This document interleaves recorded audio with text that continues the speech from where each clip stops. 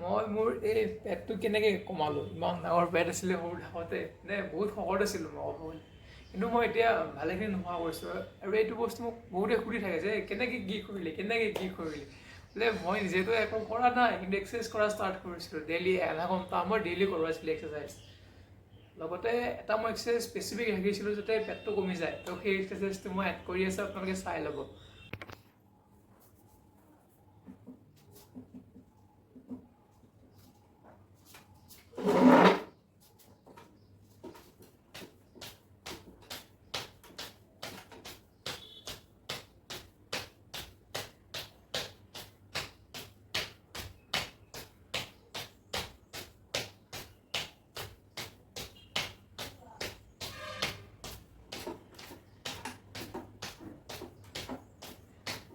মই 200 বাৰ কৰোঁ, ডেইলি 200 বাৰ হয়।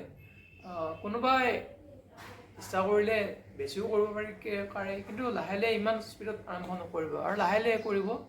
ধৰক ফাৰ্ষ্টতে 50 বাৰ কৰিলে, নেক্সট টাইম 100 কৰিলে, তাৰপিছত 200 টাইম কৰিলে। একবাৰ 200 পালে ডেইলি 200 টাইম কৰি থাকিব।